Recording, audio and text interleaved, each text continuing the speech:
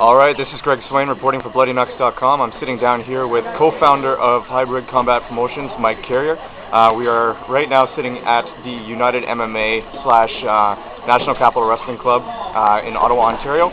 Mike, how have you been? Very good, thanks. Excellent. So, since we last spoke, we spoke briefly about the combat promotions coming up, Hybrid Combat Promotions, May 29th. This is going to be your first show. What are your guys' expectations for the show so far? Well, so far, our expectation is very good. We're pretty much sold out when it comes to everything for tickets. Guaranteed there will be nothing left to be sold at the door that day, so if you need your tickets, get them now.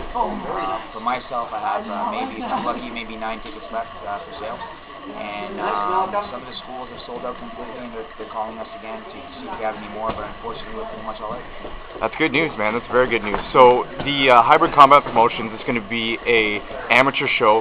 It's showcasing local talent from the Ottawa area, but have you reached beyond that anywhere else in Ontario, Quebec, any of the other provinces for fighters? Actually, we have a lot of fighters coming from the Ontario side. We have people coming from as far out as Sudbury, North Bay, Peterborough, and we have people coming from as far out as possibly Quebec City as well.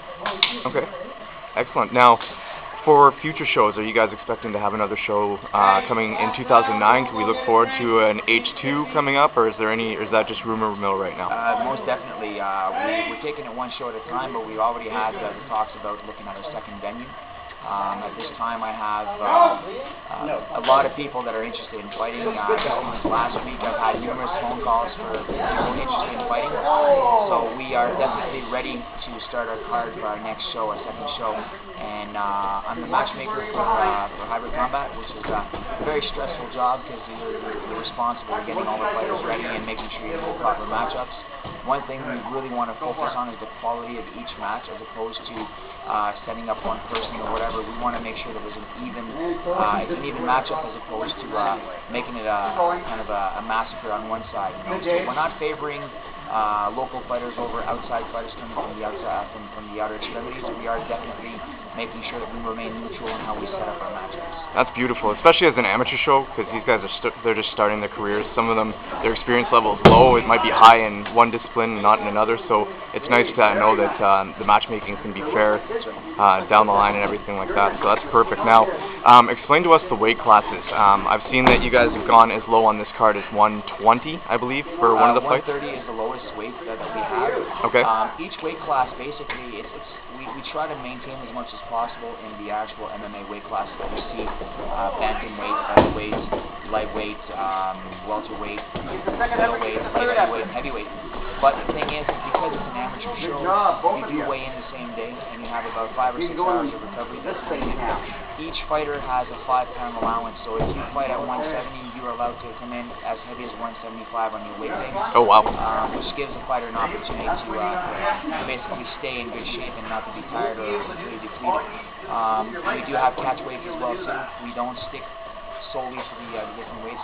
We have fights at 135, fights at 155, some at 150, some of them at 175. So basically what we're trying to do is to have a good variety of different weight classes, and we try to work the two fighters to be able to be comfortable and to come in and be well prepared and not have to worry about, oh, I got to make weight tomorrow morning or whatever. So that's pretty good.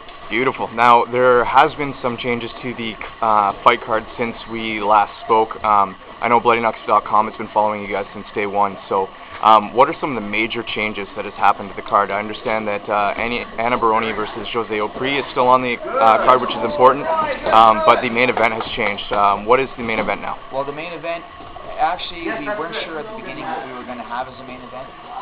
We have had different choices, but our main event, the two fighters that are going to be fighting, one of them is Chris Rossi from Alma-Sur-Vaison in Gatineau, phenomenal ground technician, also a phenomenal striker, and he'll be fighting Derek Carroll from Montreal, and Derek is the gentleman that I last fought myself in another organization back in February. So the two of them is going to make for a good matchup at 170 pounds.